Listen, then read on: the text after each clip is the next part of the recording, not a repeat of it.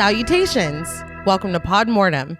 I'm Reneé Hunter Vasquez, joined as always by my co-host, my husband, and my brother. Hi, I'm John Paul Vasquez. Hi, I'm Travis Hunter. This week, we're recording live from the Bartok Science Industries party discussing the 1986 sci-fi horror film, The Fly. This film was directed by David Cronenberg with the screenplay by Cronenberg and Charles Edward Pogue, adapted from the short story by George Langland. Taking the core of the short story and the 1958 adaptation starring Vincent Price, Cronenberg tells an entirely new story, which is just as compelling as it is horrific. The Fly beat out 3 other films on our April Patreon poll. Thank you to all of our patrons who participated and voted. And if you want to help us decide, join us over on the Patreon. So, what did you guys think of The Fly the first time you saw it? I'd seen this movie a few times when I was a kid, but not enough to understand what was going on. So watching it now that I'm not 7, this was fantastic. I remembered bits and pieces of it. I didn't remember the whole story, how things happened or whatever. I remembered kind of like that, that part. Mm-hmm. But yeah, this was I guess watching it for the first time through, grown-up eyes, and this was fantastic. This was great. For being such not only just a well-known film, but an iconic horror film, Reneé and I did not watch this as kids. Wow, really? Yeah, and I don't know how that worked out. As I was watching it for the first time, I watched it for the first time last year, and it made me think of how we talked about An American Werewolf in London. Right. Where we knew all the cool shit from the movie, but we knew nothing about anything. Right. And that's how I felt watching this. I was like, oh, I know that effect, but who is that? Yeah. What's happening? What's a status, But it's incredible. Yeah. This movie is so good, and it's not just creature effects, which are amazing. Yes. Don't get me wrong. And the body horror of Cronenberg is, I think, more frightening than a lot of ghosts, But it's the emotional, almost tragic story. Yeah. It's great. Yeah. It's funny because I was like, oh, I've seen that before. I had to have watched that when I was a kid. And then I started watching it and I was like, nope. Definitely. I've never seen this. Yeah. We watched the Vincent Price one. Exactly. Not this one. Come to find out, it's a very different story. They take a few liberties. Yes. See, I've never seen the Vincent Price one, but I've seen this one. It's a completely different story. Yeah, Let's be they're clear. we like the fly part and the scientist. Everything else will just do our own thing. But like y'all said, it's fantastic. I was completely blown away. I finished the movie and then I was texting my friend Kristen, have you watched it yet? Have you watched it yet? Have you ever seen this before? When are you going to watch it? She's like, she ordered it. She's like, it's on its way. I'm like, watch it. But yeah, I was very impressed. And it, like you said, T, it has everything. Mm-hmm. Jeff Goldblum. He's fantastic. The body horror, a love story mixed in. Jeff Goldblum, amazing effects, and Jeff Goldblum.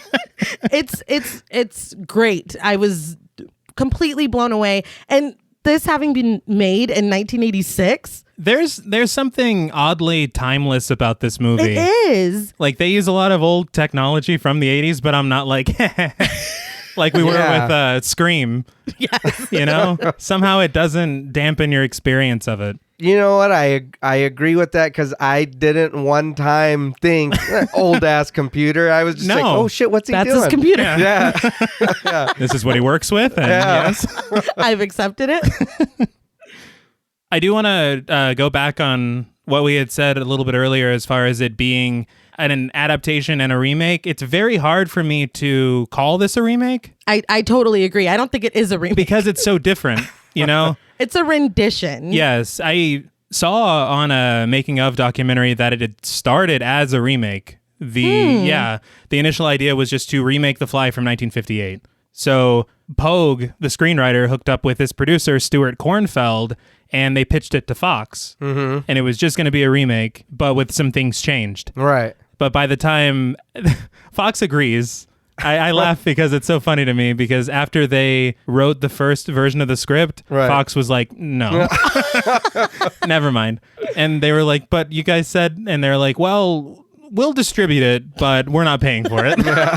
We said what we said. Exactly. So it sends Kornfeld to a very unlikely savior of this film, which is Mel Brooks. What? Yes. Amazing. He's given us so much. Yeah. Oh, yeah. And it's nuts because he is so synonymous with comedy. Yeah. That it's so weird to even hear his name involved with this, especially with how fucking dark this movie is. Yeah. Oh, yeah. But Mel Brooks is like, yeah, sure. And so they go through a bunch of different rewrites of the script. Eventually, they hire a director, Robert Bierman, who unfortunately had to drop out of the film because his daughter, I guess, passed away. Oh, no. So it's kind of born out of tragedy, this film, for how dark it becomes. You're like, well, all right, I guess that makes sense. Came by it honestly. Exactly. But they got to hire their first choice of director, which was David Cronenberg. So it all worked out in the end, but Unfortunate circumstances. Yeah. You know, and then they got Jeff Goldblum. Don't. And it was a happy ending. I was going to say take a shot every time I say that, but no, don't. No, you will be a corpse. Now, before we disintegrate and reintegrate this film, we would like to issue a warning for spoilers. Podmortem is a very in-depth podcast, and in thoroughly discussing horror films, we have no choice but to spoil a thing or two. If you don't wish to be spoiled, please go watch the film, then come back and enjoy the show. If you've already seen the film or don't care about spoilers, then let's transport. So we get an opening and a title card over some dramatic music. And I knew watching it that the music was really dramatic. And then John Paul was watching it last night in another room. And I'm like, God damn it. Well, when you don't have the context and you just hear the music, you're like, oh, shit. It's like, God. But anyway. It is good music, though. It really is. But it is very dramatic. But as the main credits show on the screen, we see out of focus movement behind it. And then the color corrects and we focus in and see that it's people at a party. Pretty neat. I thought it was pretty cool because it's almost like squirming, it looks like. Right. And you're like, oh, it's fucking people. Like maggots. Exactly. Interesting. Bring that old Jim back. I did want to say one name that is conspicuously absent from the credits is Mel Brooks. Huh. He told them not to put his name on it because he didn't want people to think it was a comedy. Oh. All right. Which is like really admirable. It really is, but poor guy. Talk about being typecast. Like, that sucks. Mm-hmm. Well, he broke out of it. I'll tell you that much. So it starts properly with a face, like, head-on shot of Seth Brundle, played by Jeff Goldblum. First off, love the hair. Absolutely. The hair is... It's everything. But he's saying that he's working on something that will change human life as we know it. Veronica Quaife, played by Gina Davis, does not at all seem impressed. Something that was very surprising to me, it was according to this making of documentary, the studio basically told the producers, look, you want to hire Jeff Goldblum? That's a mistake, but we'll support you, but you're making a mistake and it's yours to make. Why? I think it was just a matter that he wasn't a marquee name. All right. But this movie belongs to Jeff Goldblum. Yeah. Absolutely. No, yeah. Like, I couldn't imagine anybody else playing Seth Brundle. No. But when Seth tells her he can't elaborate on his project here, he invites her back to his lab to show her and make cappuccinos, which sounds fantastic. She tells him that he doesn't get out much, and he confirms that. She walks away. He follows her, saying she's making a mistake by leaving, and she's like, look, I have more interviews to do. And he's like, well, those people aren't changing the world as we know it. And she's like, well, they say they are. He goes, then they're lying, but I'm not. And I'd be like, what are you doing? But we cut to Veronica driving a very queasy Seth back to his lab. So I guess she was also intrigued. Very easily convinced. I thought. Well, I mean, that's a pitch. But everybody else is saying it. Well, they're not Jeff Goldblum. Fair point. But she pokes fun at him for being a bad drunk, and he corrects her. It's motion sickness. He hates riding in vehicles. And as they pull up to the lab, he opens the door and gets out before the car even stops. Yeah. He's like, get the fuck out of there. Woo! I noticed that too. He was done. It's interesting considering. Yes. I thought that was a very cool way to explain why he's even doing any of this. It's very interesting. But Veronica is unimpressed by the outside of the lab and not much more impressed by the inside. There's a piano in the center of the room, and Seth sits down and just starts tearing it up with Love is a Mini Splendor thing. Dude, I don't know. A lot of people don't know this, but Jeff Goldblum is an amazing piano player. I mean, obviously. Yeah. And that was straight up because you didn't see any cutaway shots to hands. No, it was him. it was him. Yeah. Yeah, Like you usually do. Exactly. He was killing it. He was tickling those ivories, as they say. As the kids say. Yeah, I genuinely hate that. I don't know why I said it. But Veronica's like, I'm going to go. But he tells her now that she's seen them, he can't let her leave. Sure that she hasn't seen anything, Seth refers her to the 2 chambers standing on the side of the room. Veronica jokes that they're designer phone booths and insinuates that another covered one is a jukebox, and he uncovers it to show it's not. It's a prototype for the other 2. He says it works, but it's clanky. He turns on his computer that we all have accepted. And the lights turn on inside the 2 chambers. He introduces them as telepods that are controlled by that computer. The design of these telepods Oh, yeah. is very neat. Yeah. Yeah. They could have very easily just been like glass cubes. Yeah. You know? Yeah. Because I think that's closer to what they did in the original. But I mean, there were limitations at the time. In 1958? Yeah, Nuh-uh. oddly. Yeah. But they like you're saying, these do feel kind of believable. You know what I mean? Yeah, they do. There's nothing about them that I'm like, Come on. Yeah. We just accept it as a fact. Controlled by this? Okay, yes, sir. Yeah. we were I just understand. as convinced as easily as Veronica. I'm in. Yes. But she asks what they do, and he tells her that he needs an object. He asks if she has anything unique to her, like a piece of clothing or jewelry. Mm-hmm. Hesitantly, though, and to Seth's joy, it looks like, she takes off one of her stockings, admitting that she doesn't wear jewelry. He admires it before opening one of the telepods and dropping it inside. Now, she very easily could have picked something less sexy, right? Yeah. Because I was like, She didn't. damn, why didn't you pick a glove? But all right. Yeah. I mean, Bet. you know, all burlesque about it. Right. But she watches as the door closes and locks on the telepod. We see the computer recording the structural makeup of the stocking, and before our eyes, lightning flashes and the stocking, it doesn't disappear, it like dissipates, like dissolves almost. Right. Yeah. I thought you were going to make a sound effect that they were going to like Just do the Pac-Man dying sound. exactly. Whoop, whoop. But we get a shot of Seth with the other telepod behind him and lightning flashes inside of it. Again, unimpressed, Veronica turns around to Seth and calls the telepod the world's largest microwave.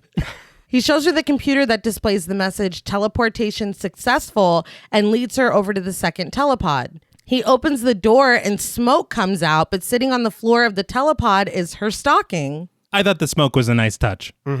Yeah, it added drama for sure. Yeah. It was like a magic act, but it made me laugh the way he like leaned into the machine and whispered almost so she didn't hear. He was like, start the teleportation process. Like, I forgot to mention he does sign in with his voice, and then yeah. very on the down low. Start the teleportation process. yeah, and he signs in basically as Seth Brundle as Jeff Goldblum though. Because like, they asked for a name and he was like, Seth Brundle. You're like, you have to say to remember your name?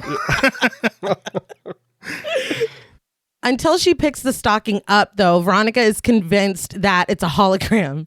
She tells Seth that she doesn't get it, but he insists that she does get it. She just can't handle it. So he breaks it down for her. The stocking was teleported from one pod to the other by disintegrating in the first pod and reintegrating in the second. And this will change the world as we know it, as he said. He wasn't. This motherfucker Yeah. ain't joking. No. But I do think that even after he said that, her reaction was a little muted to what she just heard. Yeah. I feel like she had her bullshit like detector up. I think she's like, Yeah, but she's seen what just Yeah. happened. What did you just see? I saw a hologram. But I guess it does click in her head, because when he walks away from her, she turns on her tape recorder and puts it in her pocket. It's Slyly. like, I gotta get this Yeah. shit. But she begins asking him questions, and he tells her to have a seat while he makes the cappuccino. He's delivered on everything he wants. Change the world. Delicious drink. But he explains that he hasn't done this all alone. He farms bits and pieces of the project out to guys smarter than him, and he doesn't even fully understand how everything works. He just sticks the pieces together, and since it's all been sent in different places, nobody knows what the project really is. She asked if Bartok Science Industries is financing this, and he says yeah, but they leave him alone because it's not expensive, and whatever he ends up with is going to be theirs anyway, so he can do whatever he wants, and he'll let them in on it when he's ready. I know he doesn't get out much, but if you take a journalist to your apartment, maybe I just have a background in journalism, but if you take a journalist to your apartment and they start asking a lot of questions, he's like, well, let me tell you. Yeah, and he answers all of them just honestly. He's like, oh, they don't know a thing. I thought that too. I was like, he's just going along with it. Yeah. Oh, this is top secret. Yeah. This is on the record, Seth. Hate to break it to you. But yeah, just then her tape recorder starts beeping, and this got me because she slid it into her pocket really sly, but it starts beeping and she fucking just takes it out and starts changing the tape. She's like, oh, this is good shit. And then it's like, what are you doing? But he's like, oh no, you can't write about this. This was just personal. And she's like, you knew I was a journalist, which yeah, you did. That's how you met her. Yeah. He apologizes and he's like, I never should have shown you any of this. But she tells him that Particle Magazine sent her to that party to get a story, and this is her story. Aggravated now, he tells her no and insists that she give him the tape. And he says he never would have told all this to a journalist. And she's like, but you did, though. Yeah. I just don't get why now. He's like, I thought we were friends.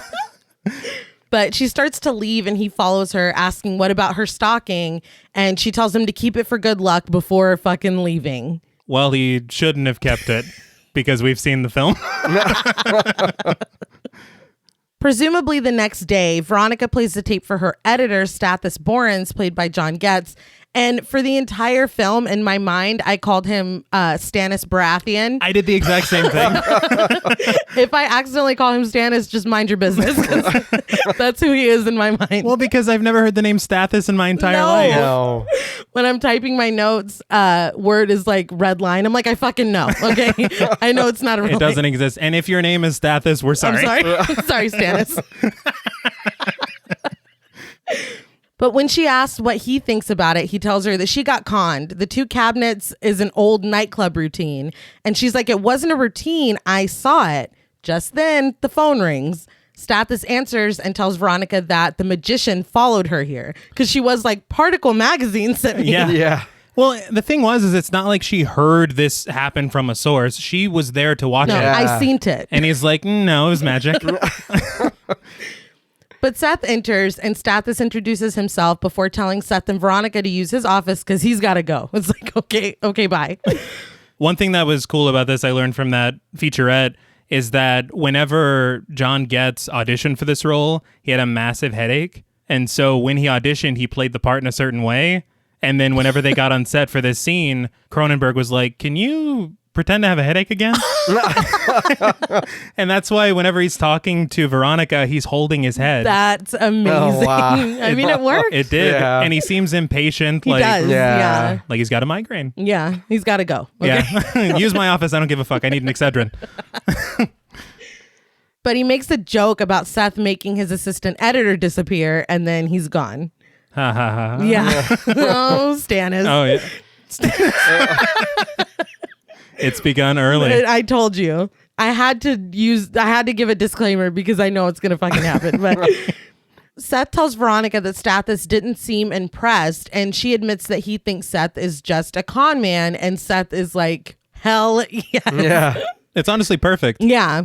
She says she's going to take it to the people at Omni, which I'm guessing is bigger than the people at Particle. Yeah. But he tells her that he just came to say one magic word to her, and like zombie hand is like cheeseburger, and she's like it's the funniest thing she's ever heard. Yeah. But we cut to a fast food restaurant and they're eating cheeseburgers. Yeah. Mm-hmm. But he admits that he's been working alone for too long and had the urge to share his project with someone. But if this gets out now, he's dead. Both the people at Bartok and his colleagues will kill him because it's not finished yet, because something important is missing. When she prompts her, he tells her it can only teleport inanimate objects. And she asks what happens when he does transport animate objects, and he says they shouldn't talk about it while they're eating. No, they shouldn't. He's right. No lies detected. No. I was actually eating while I was watching this and taking my notes, and I'm like, I'll eat later. But Veronica says he's not doing a good job of convincing her, and the world needs to know about it, and she's just the one to tell them. He tells her she's right, but just not yet. He tells her stick with him, and he can be her project. They can do a book and not just a magazine article. He says she can get everything from the background to the process, and the book will end with him transporting himself 15 feet through space from one telepod to the other. And he asks if she'll wait for him that long. And she doesn't answer, but she looks convinced. Yeah. He's offering her an amazing deal. Oh, yeah. You'd be a fool. Yeah. And the other thing is that if this doesn't work out, she can still write a book about an ambitious scientist who exploded or whatever. Yeah. You know? Right. So, I mean, make some money somehow. yeah, it's win-win. Either way, you're set, Yeah. Veronica. But later she arrives home and looks concerned to hear water running. She slowly walks to the bathroom and pulls the curtain back to find Stathis taking a shower. Unacceptable. Yeah. He's out of pocket. Okay? Oh, yeah. But she angrily asks what he's doing here, and he's like, I was just in the neighborhood. It's like, no. Yeah. How often does this happen and I don't come home? Oh, shit. Yeah. He's like, I'm taking my midday shower. Yeah, it's my routine. Don't. But she flushes the toilet and he screams, which he deserved it. I read that the flushing of the toilet was improv. I love it. It's perfect. And it says a lot about Veronica. It does. Yeah. But later, he's fully clothed now, and she asks how he got in, and he's like, you gave me a key. She says that she should have changed the locks, and he says that he knew she wouldn't. Subconsciously, she wants him to move back in. And so now as the audience, we're like, oh. Because I was confused about the shower. Yeah. I was like, maybe if you guys are like cool friends, maybe. I was like, I don't. I get it Yeah. now. Yeah, it's like, oh, you're just a creep. Yeah. Okay, cool. So even, I think it just sucks for her so bad because this guy, he's her editor, Yeah. but they have this history together. Yeah. So it's like, what are you... It sucks because it's It's like, a lot. are you going to stand in the way of my career? Yeah. Are you going to give me better assignments because you're trying to win me back? Nothing is genuine. No. Yeah. Especially with this dude, but No, he sucks. Yeah. he sits next to her and she moves to the dining room saying that no, she didn't change the locks because she's lazy and disorganized. Like, same. But he tells her he was wrong about her new playmate. He's actually brilliant, just an inch away from the Nobel Prize for physics when he was 20. So it's like, All right. this dude's just not fucking around in a lab. Like, Yeah. What's funny is there's a deleted scene where they're standing by the elevator, Seth and Veronica are, and he's on the phone and he's like, give me everything you know about Seth Brundle. Yes. Even the personal things. It's like, I'm glad that was cut. Yeah. it's a bit much. That's Fucking too much. Scooby Doo. Seriously. I was like, some things should not have made it in. But Veronica says that she doesn't even think she's going to pursue this story. But he's like, that's not like you. Obviously, they know each other. Mm-hmm. She tells him to leave. And when he asks if she wants him to come back later, she's like, give me my key back. But he says he's going to keep it for old time's sake. And I feel like this scene really tells us everything we need to know about Right. Stathis at this point. But back at the lab, the computer reads that there is a carbon-based organic life form in the telepod and measures out the structural components. We pan out to see Seth sitting at the computer and Veronica videotaping him. So they've already started their little, project. Right. I think I only have one problem about this film is that a lot of things happen very quickly. They do. They do. I would like a little more of, I don't need a fucking card that says 2 weeks later. Yeah. Or anything like that. But I'd like to know how long this took for her to be like, all right, I'm doing it. Now we're filming shit together. No. I mean, yeah. that's fair. Because for me, I'm like, oh, this is the next day. Yeah, maybe it is. I don't know. She's like, let's get started. But Seth initiates the sequence and we see that there's a baboon in the telepod. Where is he getting this baboon? I don't know, but I was very worried. Yeah. It's like, no, please don't. What is it, Bartok? Are they just sending him? Yeah, another baboon, please. All right, we got it. He works cheap. Because he said he's done this before. Yeah. Because he didn't want to talk about what happened, so he's done it before. And why a baboon? I just don't know. But anyway, It dissipates with another flash of lightning, and Seth rushes over to the second pod. Lightning flashes there, but through the smoke, something bloody hits the glass door of the telepod. He opens the pod to see a struggling, bloody, veiny, squealing mess. Baboon got a sniff of that fog. Yeah. Turned him inside out. So just a couple quick things here. One, as far as like a technical thing, so cool how they got these shots. Yeah. They matched the camera motion and shot these scenes twice. So one of them, they're approaching with the baboon inside. Another one, they're approaching without the baboon, and they're just fading these shots into each other. Oh, man. It's very cool. That's pretty crazy. And very easy to do. Like we could do that right now. We just need a baboon. But the other thing is there's a portion of the short story where he transports a cat. Yeah. And I thought Cronenberg probably read that and he was like, now how can I make that gross? Bigger and grosser. Because the cat just disappears. Yeah. Oh, shit. And it they're doesn't like, turn that's inside it? out. no inside out. Cat. But there is a deleted scene featuring a cat that we'll talk about when we get to it. And Is the cat okay? We'll talk. But later, we see through the lens of the camera as Veronica focuses on a clearly dejected Seth, telling him to get into the habit of talking to the camera because the world's going to want to know what he's thinking. He tells her that fuck is what he's thinking. Fair. Yeah. As she asks him questions, he unpacks that the baboon was turned inside out. The telepod can't handle the flesh. It only works with inanimate objects. He says it's his fault because computers are dumb. They only know what you tell them. He must not know enough about the flesh, so he couldn't have taught the computer. I like how he keeps referring to it as the flesh. Well, the flesh is like a Cronenberg thing. Because Long Live the New Flesh is from Videodrome. I'm like, he just loves the word flesh. Just like flesh. But as I was watching this, I was like, why do I feel like they're going to teach each other about the flesh? Yeah, for sure. Sex. But he says he's done talking and walks away. Veronica switches the camera off. That night, though, Veronica points out that Seth always wears the same clothes. And when she said that, I'm like, God damn it, he has been. But he tells her that he changes his clothes every day. She goes to his closet to find 5 of the exact same outfit down to the shoes. She's like, you didn't need 5 pairs of shoes. But he explains it this way. He doesn't have to think about what he's going to wear. Isn't that what Einstein did? Isn't that what he says? Yes. Yeah. And the cool thing about that is Einstein, first of all, he was kind of a dick. We can get into that somewhere else. But first of all, it's not a bad idea. I thought this was a great idea because I wear the same clothes almost. But just the thing is that Einstein had a quote. I can't remember exactly what it is. There's a lot of fake quotes attributed to Einstein. Is. But this one's legitimate because he wrote it in a letter to someone. But he was talking about the nuclear bomb that I guess he kind of helped, whatever. No big deal. But he said that eventually technology could lead to a depersonalization. And he said it's a disastrous byproduct of science and technology. And if that's not this movie, Yeah. I was like, all right. Okay, Einstein. Yeah. I mean, he didn't write it, but Okay, Cronenberg. But Veronica offers to make him steak that she brought, and she sits down on the pull-out couch that he's laying on. I guess this is his bed, because he also lives in the lab. Yeah. I probably should have said that. But she asks him if he knows that he's very cute, and she kisses him, and it fades to black, and we cut back on them naked and kissing in bed, and presumably she has taught him about the flesh. But Seth rolls over onto his side and onto a computer chip that Veronica literally has to pull out of his back.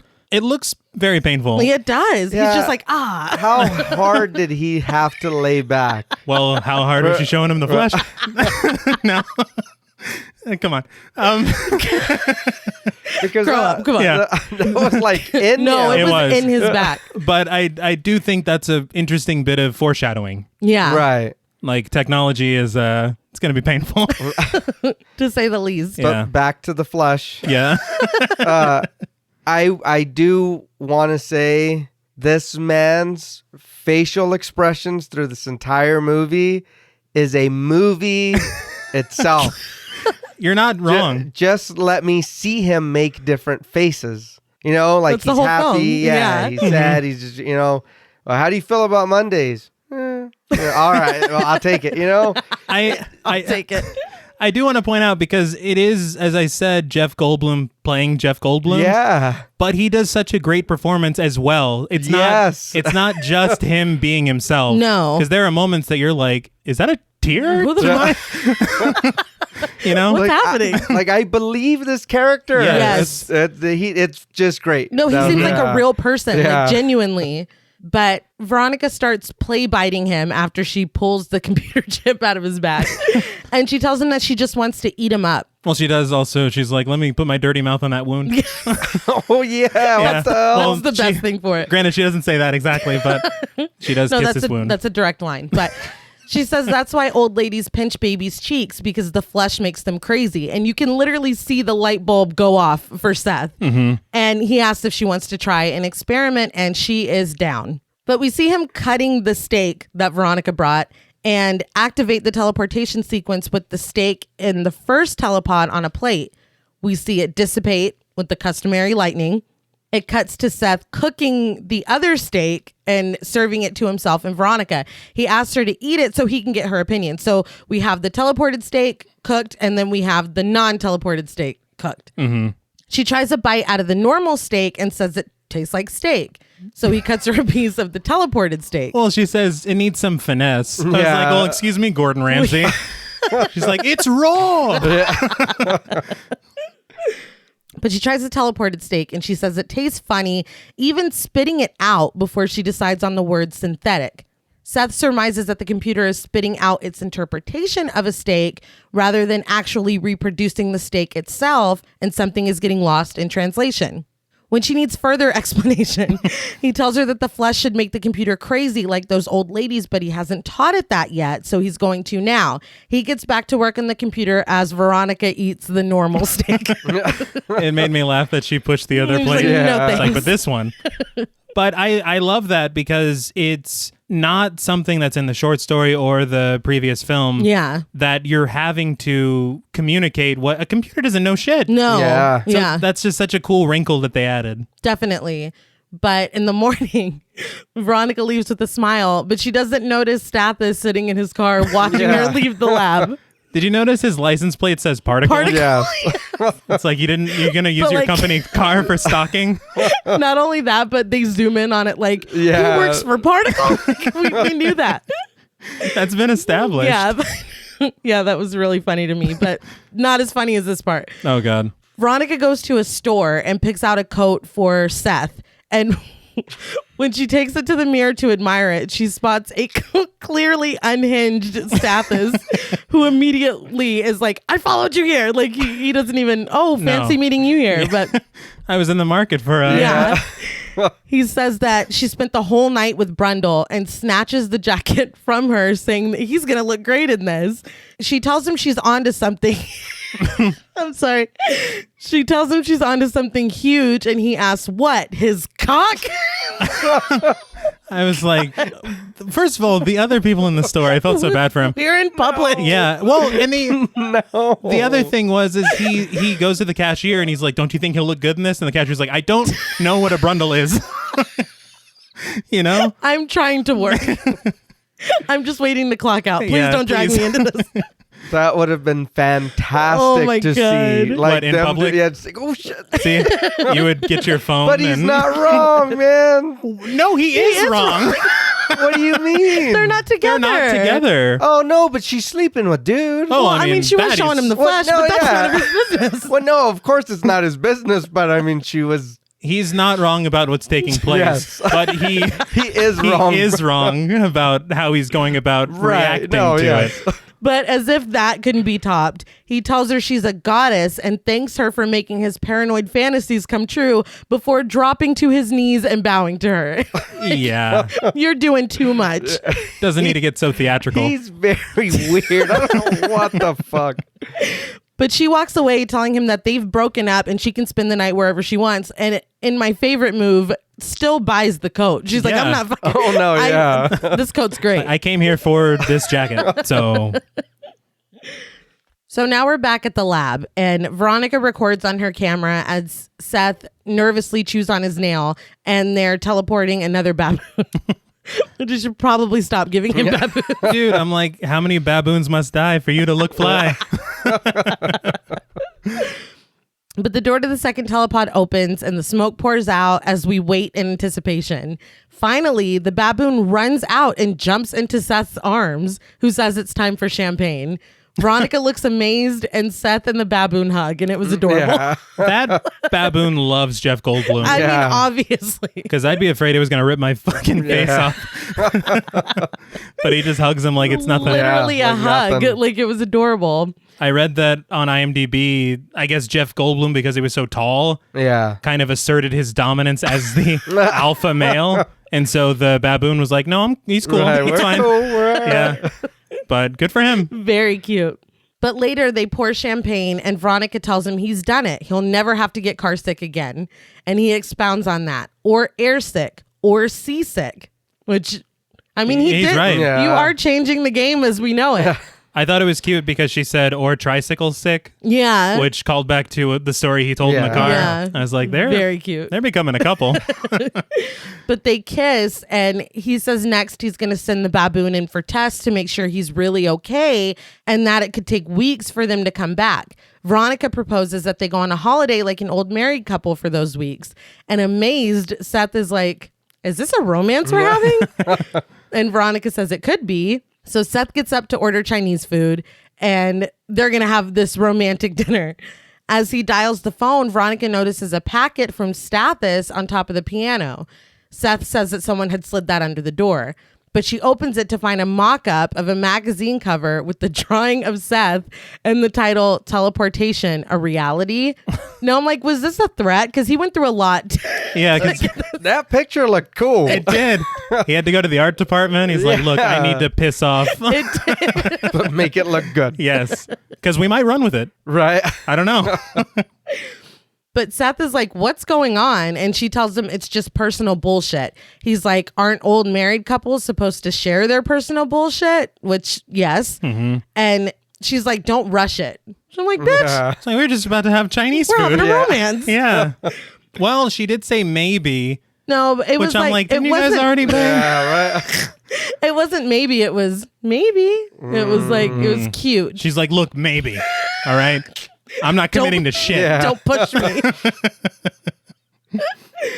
But she says that she has to leave for a few hours to scrape the residue of her old life off her shoe and exit Veronica.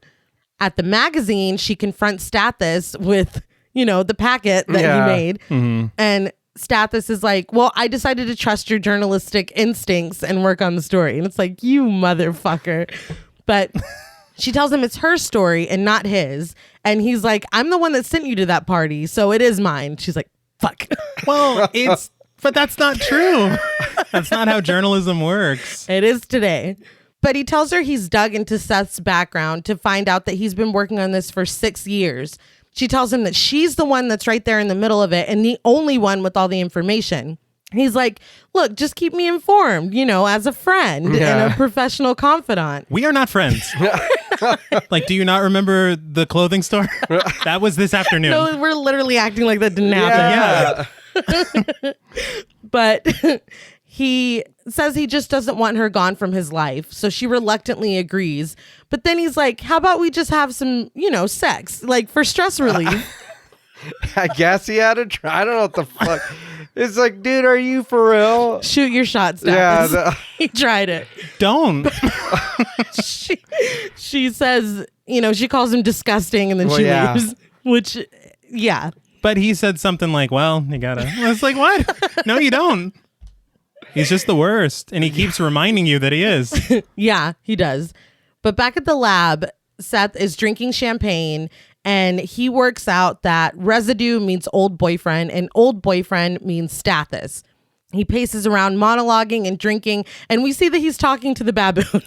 Dude, the baboon's like, my name's Yeah. Paul, and this shit's between y'all, because sounds Yeah. like a lot. I want no parts of this. Like, I'm but just glad I didn't get turned inside out. Yeah. Right. he apologizes to the baboon for killing his brother and says that he didn't die in vain because Seth wouldn't ask them to do anything he wouldn't do himself. As he talks, the baboon is very bothered by a fly that keeps buzzing around. Like the baboon's like getting pissed. I read they tied a real fly to a string, And we're just like, wow. He's like, God damn yeah. it. But I mean, it's better than a CG fly, which Yeah, no. I know they couldn't have done that at the time, but still. But that, a real fly? I don't know how you. Yeah, that's impressive. They're like, look, our whole production today is based on whether or not we can catch a fly. Getting a string around a fly. But Seth says he can tell just by looking at the baboon that he's fine. He takes another shot of champagne before saying, let's do it. Anything could be going on inside that baboon's body. Yeah. He has no idea of any of it. He's drunk. The steak tasted weird. Yeah. That's all. The flesh. Exactly. Yeah. But later, Seth Brundle sits naked in the first telepod as the baboon watches and the fly buzzes around and then settles on the telepod. The transportation sequence counts down until we see the flash of lightning. To be fair, he has Veronica's camera set up to record the second telepod. Very kind of him. Yeah, very kind of him. But the door opens slowly and the smoke pours out. And through the smoke, we see Seth sitting in the same position that he was in the first telepod.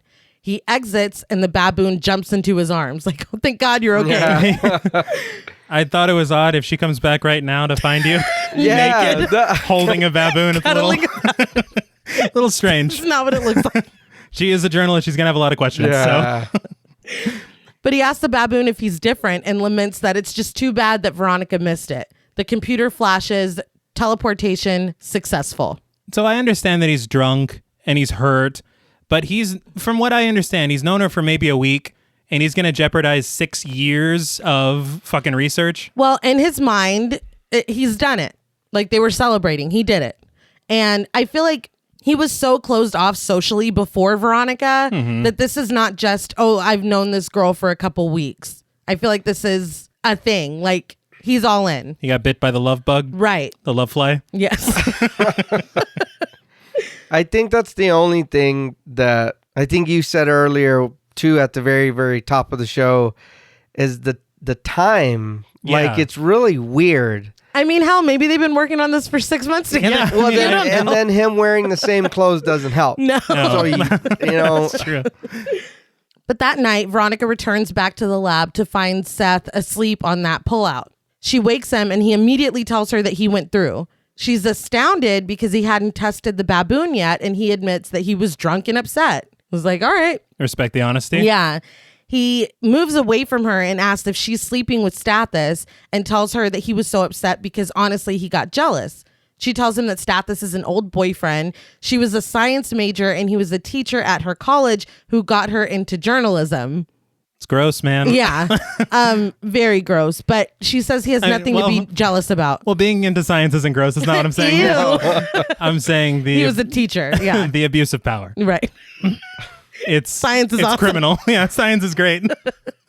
Knowledge is power. All right, just It's fine. Yes. But Seth asks if Stathis is still in love with her. And she's like, well, yeah, but you messed up our deal because she was supposed to be there when he went through. He tells her that he taped it for her and they start making out. and that was supposed to be the end of the book. Yeah, it was. oh, that was it? Yeah. Well, remember he said in the book will end with me teleporting myself. Oh, all right. So it was should have been a bigger to do Yeah. than. He's like chapter 12 and just fucking gets in. But no. But as she runs her hands down his back, we see the scratches from where the computer chip went in. And there are tiny little black spines sticking out of the scratches. And as she touches it, we hear buzzing. Cut to later that night, and we hear more buzzing as a fly is circling them while they sleep. In his sleep, Seth reaches out and grabs the fly before waking up and looking at it in his hand. This is when I'm like, okay, something's not. So he's a superhero now. Yeah. Yeah, you're Spider-Man. Yeah. Yeah. But he gets out of bed, and Veronica wakes up later alone and goes into the living area. I don't know, this lab's weird. To find him standing next to his piano, and he's all sweaty. He sits on his chair and lifts himself up into a handstand and starts like doing, I don't know, vertical push-ups. I don't know what the fuck. I don't know. I've never worked out in my life. But then he goes to swing on this bar and he's doing chin-ups before flipping all the way around and doing some gymnast shit and some acrobatic moves. Yeah. Now, obviously, this is a gymnast stand-in. No, it's Jeff Goldblum. Jeff Goldblum can do it all. Everything. But wouldn't that be a fucking trip? That would be. Fun fact. No, I'm just kidding. But finished, he goes over to Veronica, who stares at him in amazement. Cut to them at like a flea market, it looks like. Yeah. And Seth is wearing the jacket that Veronica bought him, which very cute. And he buys her a necklace with a heart pendant, which she had said before she doesn't really, do jewelry, which I thought was cute. I thought the same thing as far as like her now, I don't wear jewelry, and now she's doing it. Yeah. And he's like, I wear the same fucking clothes. And well, he didn't say that, but No, that was a direct quote. yeah.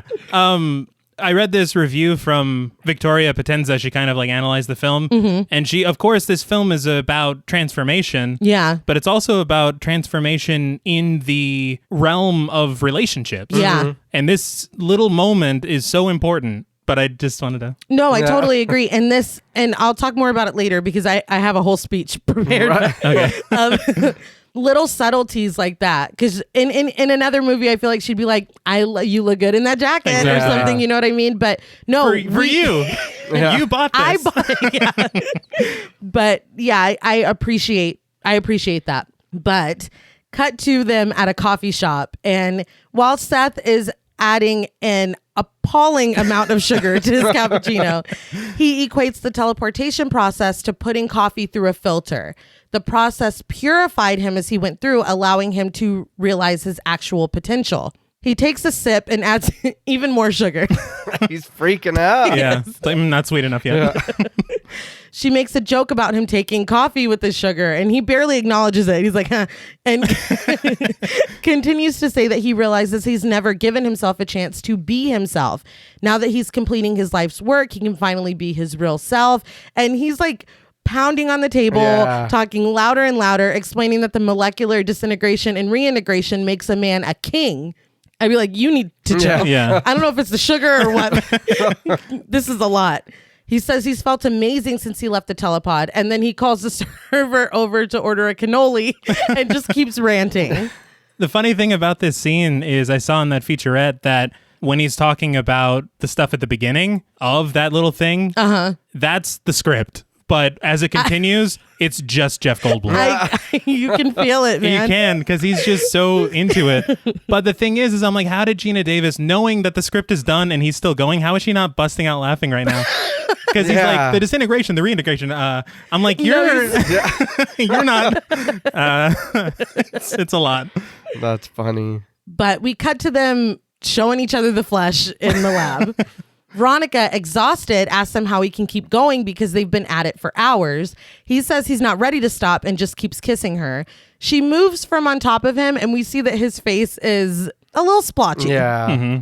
Probably from all that sugar in the cannoli.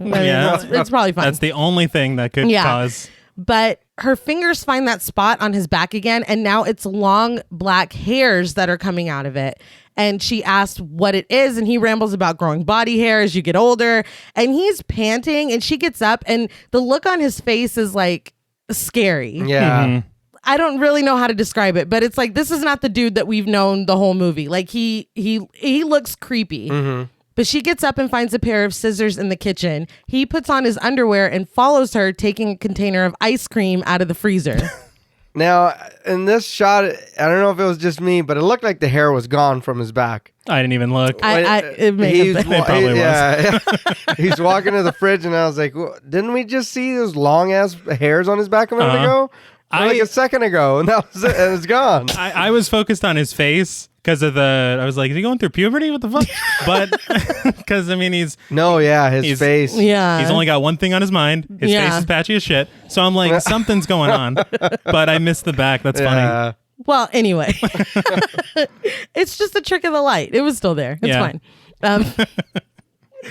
But she starts cutting the thick hairs out of the cut, and he's just eating his ice cream. The sound of the hairs. Yeah, no, they're thick. But suddenly he jumps up, telling her he wants her to go through right now. He starts rambling again, and he tells her that he feels amazing. He barely needs sleep anymore. It's like being on a drug, but the drug is pure. He says he feels power inside of him, and if she gets that power too, they'll be the perfect couple, a dynamic duo. It's like, whoa. Yeah. But he pulls her over to the telepod, and the whole time she's protesting and saying that she's already told him she's too afraid to do this. And I'm sorry, but the baboon seemed the same. So I'm like, why isn't he fucking bouncing off of walls and shit? Well, we saw the baboon the same day. Oh, that's true. This could be 8 months later. I don't know. Well, maybe the next day the baboon has pimples and he's fucking sexually just banging. or banging. Yes. Yeah, I don't know. But he continues to drag her toward the telepod until she snaps at him and pulls away. He tells her that she's a fucking drag. And it's like, yeah. What is going on? Who are you? But she quietly tells him that when he went through, something went wrong.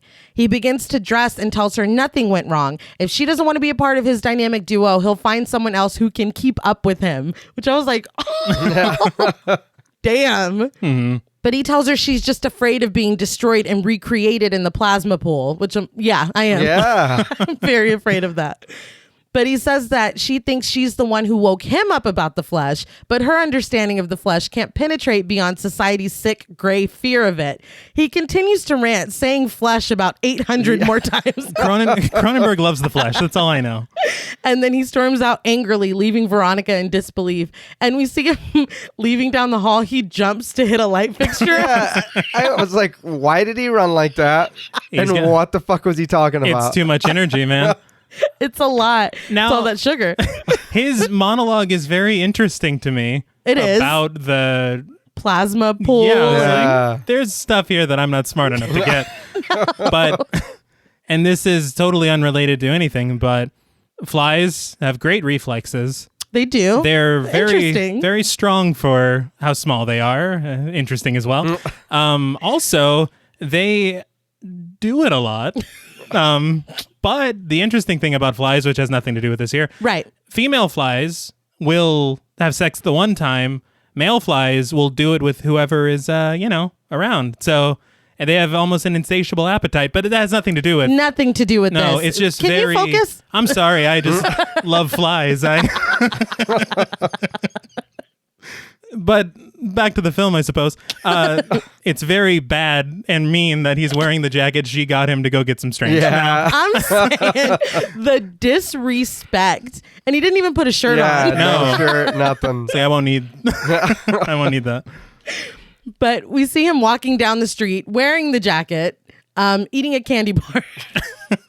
But he walks into a bar. It sounds like the beginning of a joke. But no, he literally walked into a bar and sits down, orders a drink. And next to him is a woman named Tawny, played by Joy Buchel, who is watching two men arm wrestle.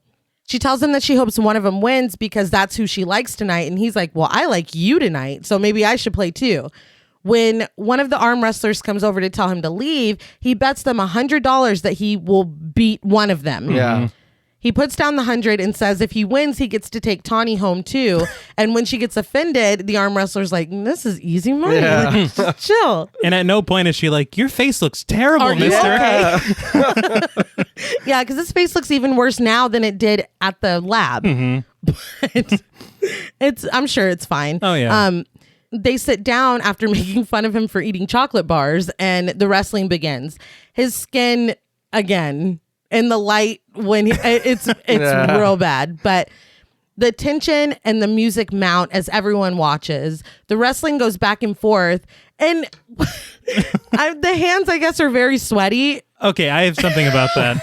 Because it was disgusting. According to IMDb, it was supposed to read as pus. But it looks like they're just like disgustingly sweaty. I was gonna say it doesn't read as sweat. Maybe really like infected or disgusting sweat. I don't know. And the guy's not like, what the fuck is that? It was really right? gross. Wouldn't you have said like, hey, whoa, I would let go of my Yeah, you win. Here's $100. I don't. And Tawny apparently. It's fine. Since she has no agency. But finally, Seth wins, causing the bone in his contender's arm to break through his skin. Looks great. It looks real good. It looks real good. But Seth stands up, grabs Tawny by the hand, and leaves the bar while everyone stares. And then we get another great shot of that arm. Yeah, because it looks really good. And because they all run to check on him, they're like, "Dude, are you okay?" Yeah. No. Dude, look at my arm. The funny thing about this bar scene is that there's a song playing in the background called "Help Me" by Brian Ferry. He's from Roxy Music. You know Roxy Music. Yeah. But he wrote the song for the movie, and it was supposed to play over the end credits, but Cronenberg, after hearing it, loved it, but he was like, this would not fit at all. And so they fit it into this bar scene so it could be in the movie, but help me. Yeah, Exactly. And it's a good song. It's not bad. But as they walk down the street, Tawny asks if he's a bodybuilder, and he says, yeah, he builds bodies, takes them apart, and puts them back together again, which I'd be like, I'm going to go home. Yeah.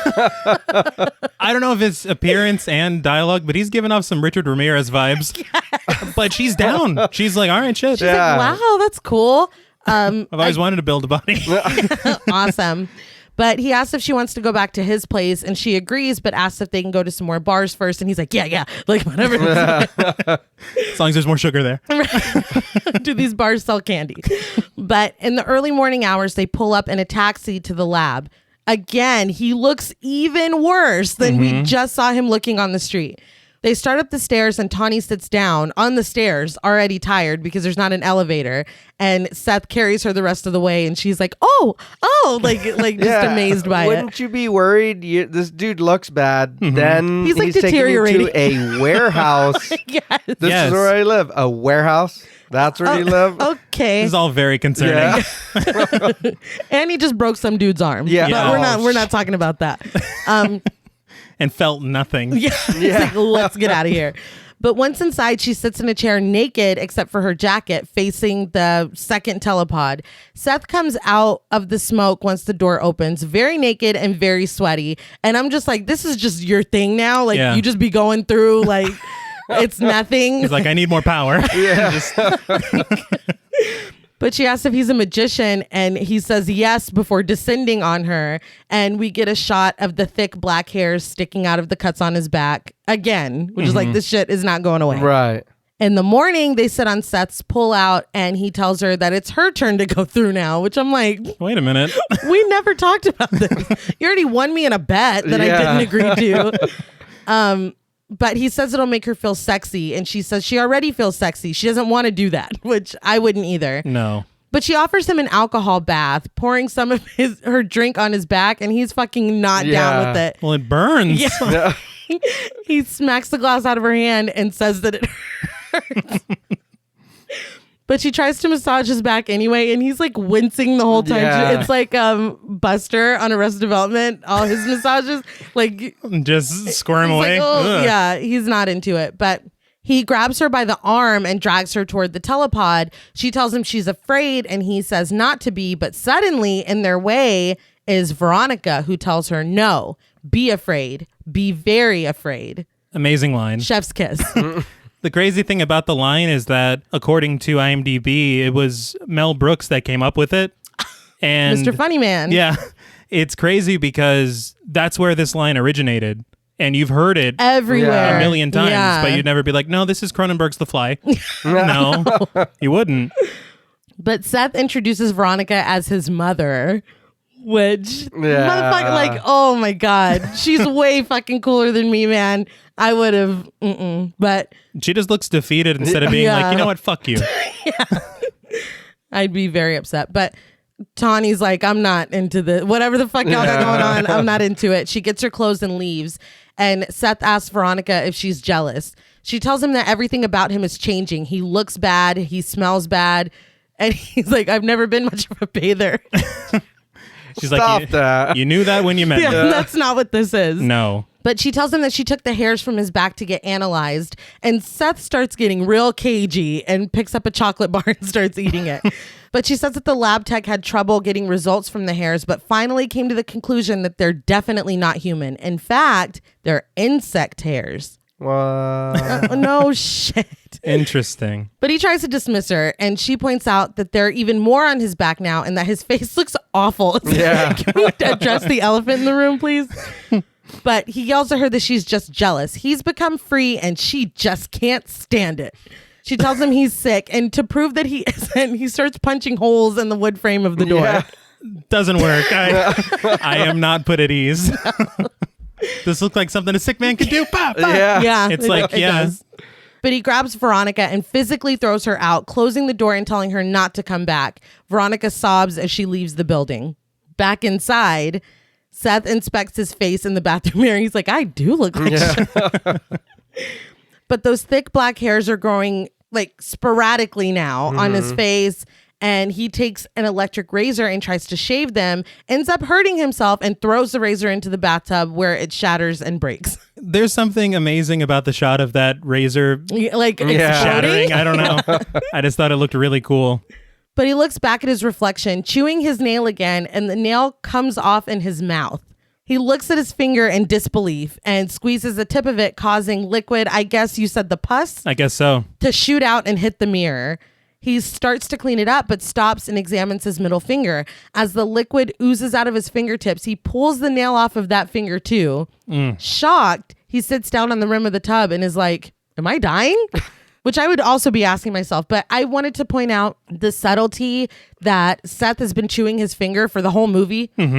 And this is obviously some kind of nervous habit, and doing it this time, it's like, well, there goes my finger. Yeah. But I like that it's not, why are you chewing on, like, that? No, this yeah. is him. This is part of his character.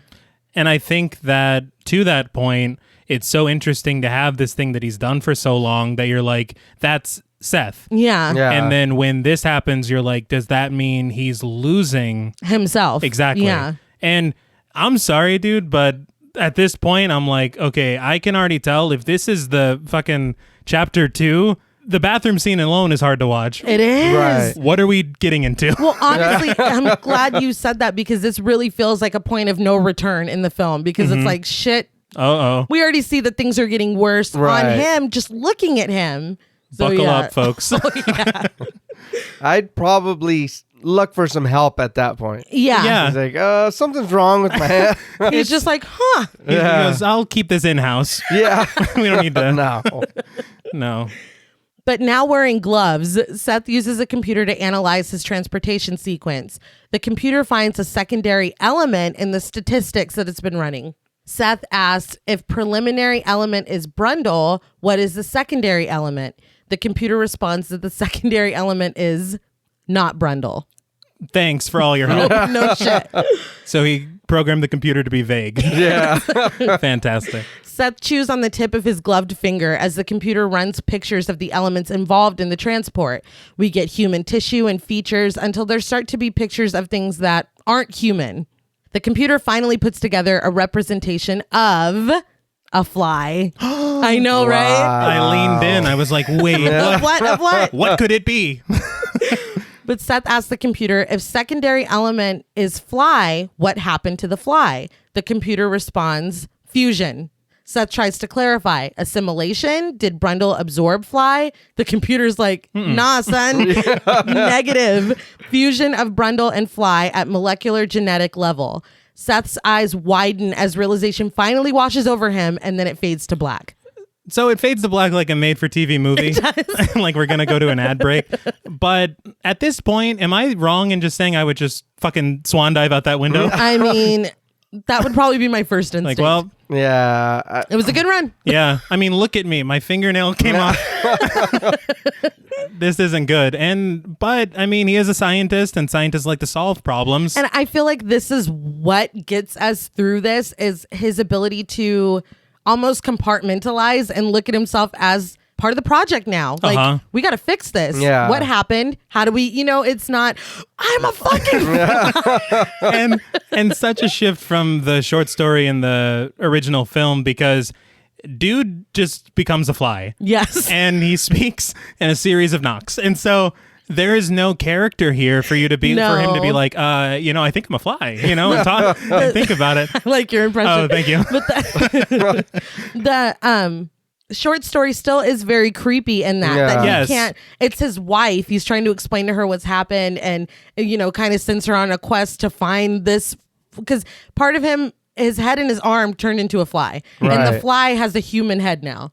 So John Pollock's disappointed. Wait, so that's the other thing, is that at no point is there a Quest fly to find the fly. No, that it worked very well for the film originally and the short story, but what we're doing here is so much bigger. It is. Yeah. And basically it's like, fuck that fly. Like, Who cares? Yeah. It's not assimilated. It's in, It's you now. Exactly. As opposed to it being almost like a sci-fi, like schlock crime thriller almost. This is just straight body horror. Oh, yeah. And it's such a bold choice to just be like, we're going to do something completely different. Yeah, we're going to take that little nugget and then we're going to do whatever the fuck we want with it. But you're going to love it. Hold on. Yeah, just wait. But back at Veronica's apartment, she answers the phone to heavy breathing on the other end. It's Seth. She tells him she's been trying to reach him and asks where he is. And he says that for the last 4 weeks, he's been afraid to see her. So the minute I heard that, I was like, what the fuck do you look like now? If it's been 4 weeks. And having the original in mind, I swear to God, I thought that she was going to say hello and he was going to say, and so it was a nice change of pace, but it did make me afraid because it has been so long. Be very afraid. Yeah. But he says he was afraid to see her, but now he's not. He does warn her that he's gotten much, much worse, but still begs for her to come see him. Cut to Veronica entering the lab, and it's filthy. There's food containers thrown everywhere. She calls out to him and he jumps out of the shadows. We only see the top of his head, but he's lost some hair. That fabulous hair you were talking about at the beginning, it is no longer. And she reacts in fear. With the aid of 2 canes, he steps out from behind the telepod and he is unrecognizable. He tells her to stay back because it's accelerating quickly and it might be contagious. We finally get a good view of his face and it doesn't even look like skin anymore. No. The sores and bumps that were there before have completely taken over all of it.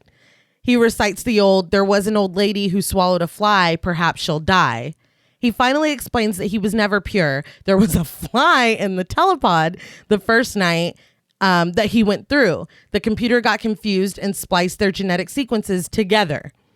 There's a segment during this scene of his performance where he's talking about the purity, where when he tells her about it, he's like, the computer needed it to be pure. And he's just like, you see on his face, he's just like, fuck. Yeah. You know? Yeah. Like he lives this moment of knowing that he's the one that caused this. Yeah. And it's very, very, very sad. It's so sad. And that's another thing with his performance is he's so charming and funny at the beginning.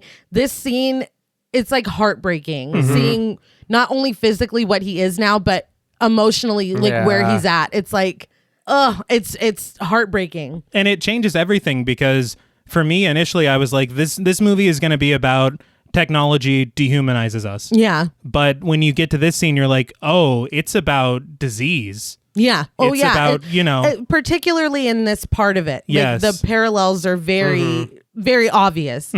But Veronica sobs and reaches for him, grabbing his arm, but he moves away from her. He proposes that it's showing itself as a form of cancer due to the cellular chaos. It was at this point that I kind of noticed that pus is all over his shirt. Yeah. It's like caked on. Ugh. Oh, maybe it's not. Okay, we'll talk about it in a second. Maybe it's not pus. Oh, shit. Keep going. Seth says that the eventuality is disintegration and then death. Veronica suggests that they go somewhere and run tests. Maybe something can be done, but he refuses. She asks, which I would be like, why'd you even call me over here? Because just wanted you to see? Yeah. Let me try to help you. No. It's like, well, damn it. But he picks up a donut and vomits on it, which maybe that's what's on his shirt. But yeah. Well, they call it a vomit drop because I guess that's what flies do. Because they can't eat like y'all we can do. Call it whatever you want. Yeah. The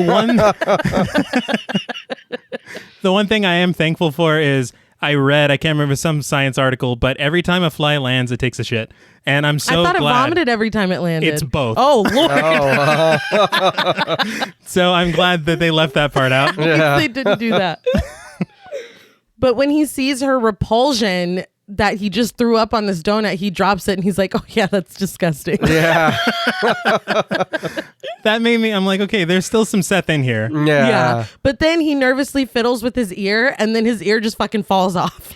Dude, okay, so Gina Davis's reaction I read was genuine because they did not tell her that was going to happen. Oh, nice. So her fear is our fear.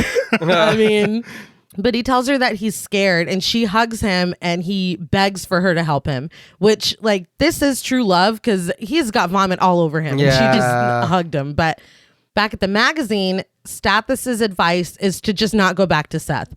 But Veronica says that she has to because if only Stathis could have seen him, he would understand. After he compares Seth to Typhoid Mary, Veronica is no longer open to his advice. Well, there's nothing about what's happening that could even lend itself to even being misconstrued as contagious. Right. So he's just being an asshole. Right. Okay. Yeah. Cool. But Stathis asks if he has permission to claim her body when all this is over. And it's like, I'm sure that was supposed to be like funny, but Right. not now. No. I was going to say it's not the time or place, but there is no time No. or place. Read the room, Stannis Baratheon. But finally, he tells her, show him then. Tape Seth and then show him, and then maybe he can think of something. Right. Which, what the fuck are you going to think of? But okay. No, you're an editor. You're not a scientist. Yeah. Yeah. You just want the tea. Just be honest. He's like, well, on the molecular level. No, you're not. Shut up. Back at the lab, though, Veronica arrives to find Seth crawling across the ceiling like Spider-Man. He tells her that he's gotten the hang of it and has finally stopped biting his nails. Haha, Seth. Yeah. But he's lost even more hair since she was just there. It's quick, man. Yeah. It's going real fast. But he was also using 2 canes, and now this motherfucker's like Peter Parker, and Well, he's adjusting. But as he crawls down the wall, he says that maybe this disease isn't so bad after all because it showed its purpose. Veronica says that she can't stay here because she simply can't take this. And Seth hops down to the floor and like scurries over to her in this weird like Igor kind of. It's a lot. But with a clear view of his face, we see again, this dude looks a lot worse. Mm-hmm. His skin looks even less human and his teeth are all sharp points. Like his normal Seth teeth are gone. But responding to her saying she can't take this, he's like, there's nothing to take. Which, there's a lot. there's a lot going on. Yeah. But he says now he knows he's not contagious because the disease, again, has revealed its purpose. And the purpose is to turn him into something else. She asks what that thing is. And he tells her he's becoming something that's never existed before. Brundlefly. And isn't that worth a Nobel Prize or 2? Now, he's an excellent piano player, but he is not a wordsmith because he literally just mashed Brundlefly. But he grabs her camera and sets it up, telling her he'll give her a demonstration that she'll want to record for posterity. He knocks the empty junk food containers off the table and then sits down in front of some fresh snacks. Which I don't know how he's getting all this food. I don't know. You're not going to the store, I don't think. I hope not. You're telling me DoorDash didn't exist? Yeah. Not in 86. Oh, okay. Fair enough. But he has Veronica frame him properly and gives an instructional on how Brundlefly eats. His teeth are now useless in breaking down solid food, so he uses a corrosive enzyme, like you said, the vomit drop. There we go. He vomits on the food liquefies, and then he eats it. This turns into a recording of him. Well, he's like, permit me to demonstrate. Yeah. I'm like, as I'm talking, I'm like, should I have to put a disclaimer here? Because it's so fucking gross. The only thing that I appreciate is that they didn't show They don't. that. Yeah. Right. No. Because it turns into a recording of him that Stathis is watching in Veronica's apartment. And we do cut to his face and his reaction. Right. But we hear Seth vomit and slurp. I'm very sorry, everyone. But Veronica walks into the apartment and Stathis calls to her, but she runs to the bathroom sobbing. He follows her in there where she drops the bomb that she is pregnant with Seth's baby. He asks her what she wants to do, and she admits that she doesn't know. Now, I know there's a lot of transformation happening with Seth. Yes. I think we need to also talk about Stathis. Yes. I'm glad you brought that up because I was getting confused at this point. Because I was expecting, are you fucking, like I was really expecting, but him kind of, I think he like sits on the floor or something and is like, okay, what do you want to do? Like I was very like, okay, Stathis, like you're still a piece of shit, but okay. Like that was, I appreciated it. Now, there's something in professional wrestling called the double cross. Now, I believe it was WrestleMania 14. Steve Austin came in as a heel. Tell us, Grandpa. He left as a baby face. And Bret Hart came in as a baby face, but he left as a heel. I wonder if they're attempting the old double cross here. Now, I don't have proof of that because here's the problem. I fucking hate Stathis and nothing can make me change the fact that I hate him. So I don't know if it's an attempt. I feel like I think definitely from this point on, we kind of see a different side to Stathis.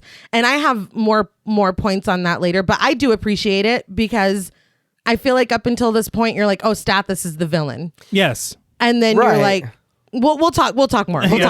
I did want to point out that there is a couple of deleted scenes that come after this scene. Okay. And I'm glad they're gone, but tell me. Yeah. Okay. Let me describe them. In one scene, Brundle is back in the lab and he decides to combine a cat and a baboon. Oh. Now, a cat boon. A cat boon, yes. He does it and they come together in a third pod, but in that pod, it is just a genetic mess. Mm-hmm. And so it jumps out, it attacks Seth, and he beats it to death with a lead pipe. Now, Jesus Christ. Is this Clue? Yes, that's the problem in the billiard room. Now, the big problem here that they all admitted was, how are you going to have any good feelings for Seth after he beats an animal to death? After he mutilates the animal and then beats it to death. Now, it gets even worse. Oh, my God. Because he runs outside, he climbs up to the roof, and then he climbs back down, and he murders a woman in an alley. Now, I almost thought you were going to say he went back down there and fucked that thing or something. Wait, no. Jesus Christ. Now, I'm glad they didn't even write that. But just leave it out. Just leave that out. But no, he does a vomit drop on a woman's face, and he starts to eat her face, and then he's like, "What the fuck am I doing? You know, what have I become?" Don't like it. And I'm like, don't do that. I don't like it. Yeah, we didn't need that. No, let this be what it is. Yeah. And let it gradually. What the fuck? Yeah, I'm like, this is supposed to happen right now in the film? I know the cat bit was. I can't. I don't like it. But even that's too much. Yes. Yeah, no. Yeah, no, please. Oh, also a fly limb punches out of the side of his chest, and he chews it off. So, I mean, he doesn't have teeth, or his teeth are useless. That's a great point. That's probably why they cut it.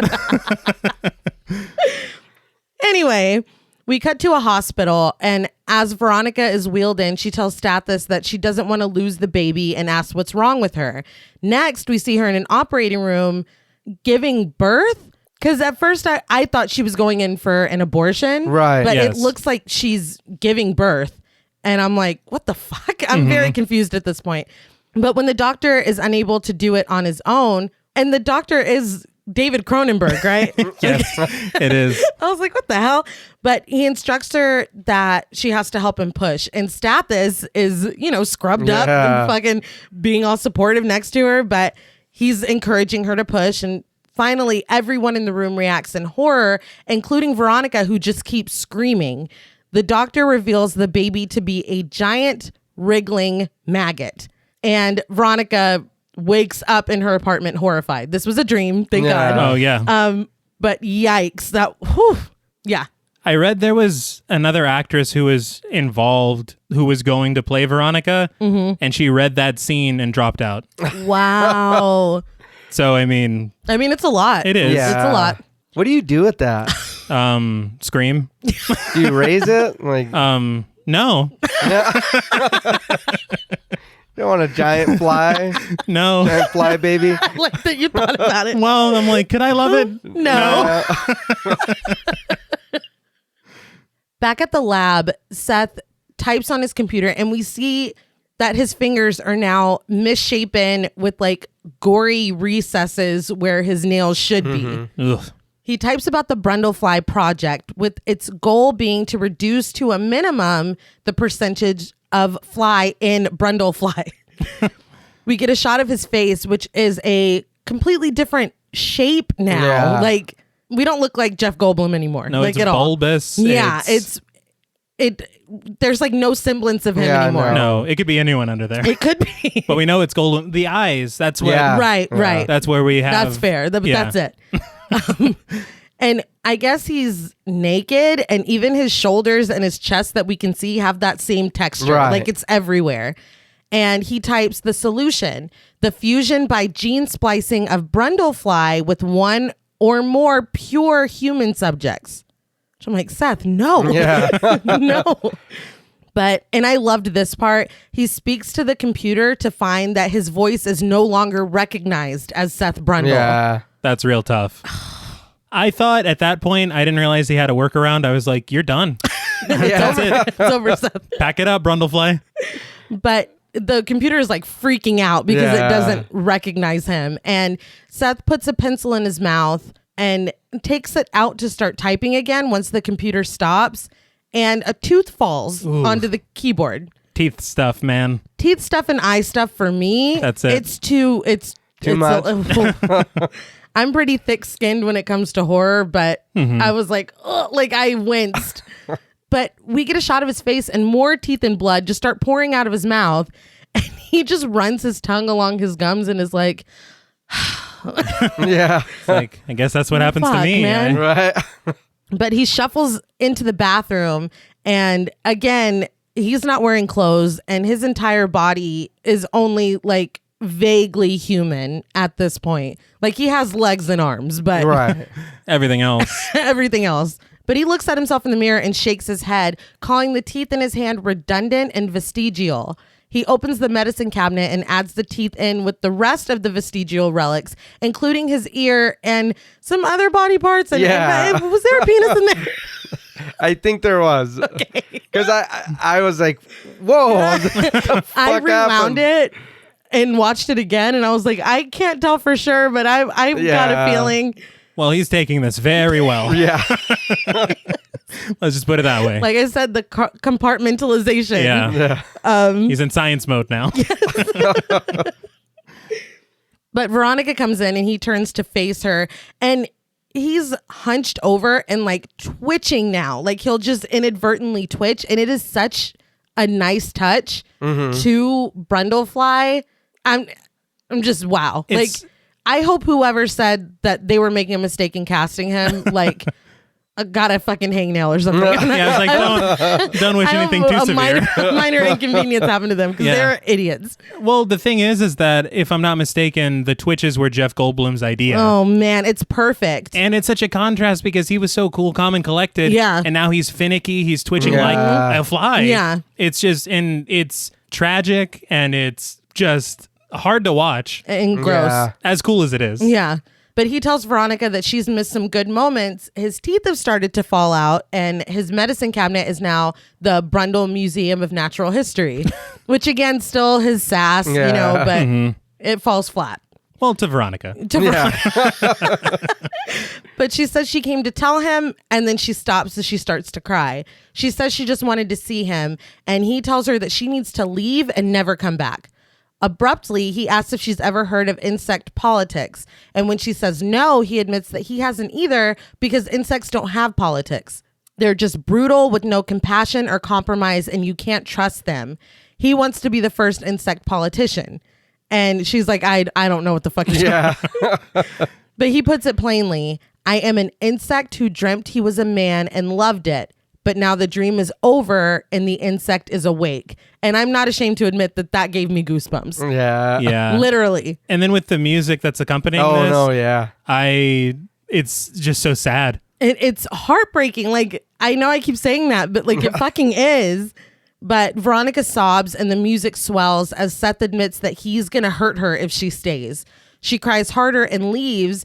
And Seth like starts like grunting and like crying himself, I guess, or how he is capable of crying now. Or yeah, it's a lot. Maybe this is when he murdered that lady in the alley. I still don't like it. I don't know. I hate it. I hate it you too. can put it wherever you want. Yeah. It's not good. It can open the film. I don't. I still hate it. Doesn't need to be there. No, I'm just. It makes. I think it undercuts the emotional weight if they were to leave that in. Right. Because this is so hard to watch, but not because he looks like a monster. No. It's because, and again, back to the disease conversation, his body is turning against him. Yeah. He can't do anything to And there's stop nothing it. you can do. Yeah. And someone who loves him has to watch it happen. Yeah. It's so sad. It's heavy as fuck. I'm getting goosebumps right now. I'm just glad that he warned her. He had enough. There's enough left in him to be like, you got to get out of here. He wasn't like, come closer and I'll tell you. But Veronica goes outside to Stathis, who's waiting by the car, and she tells him that she couldn't tell Seth, but they need to go and have the abortion right now. I guess seeing him, she's like, oh, hell no. Yeah. But Stathis tells her that he doesn't know if he can arrange it right now tonight. And she yells at him that she doesn't even know what's inside of her and she wants it out of her body now. Which, girl, I get it. Is that just on a personal level? I mean, I just like can't you're doing imagine. the eye to eye thing. We see each other. I can't imagine. Like, Well, did you get pregnant before he went through or after? That's the like, problem. you literally Oh, don't know. yeah. You don't know what's in there. Well, because they were doing it a lot later. They were. Like when he went fly mode. One might say too much. Exactly. Yeah.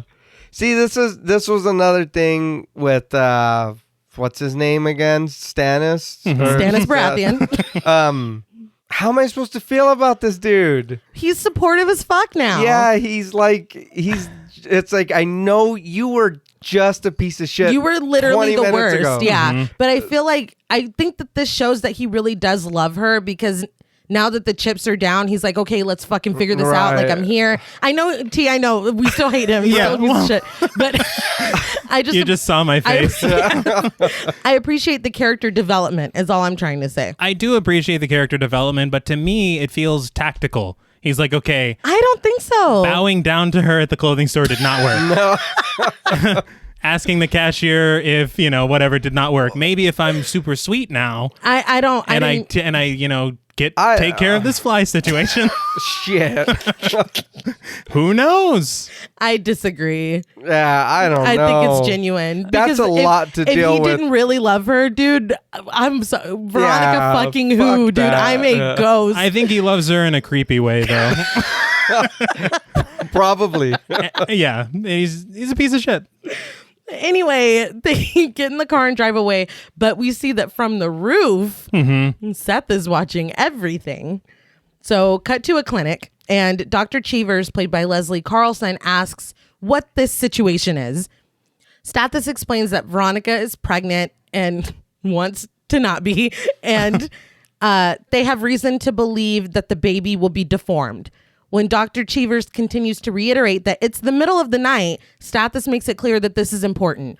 Dispelling the doctor's thoughts that this is his child, he tells him that this is a child of a man who is deformed. And excuse me, doctor, that's none of your fucking business. Yeah.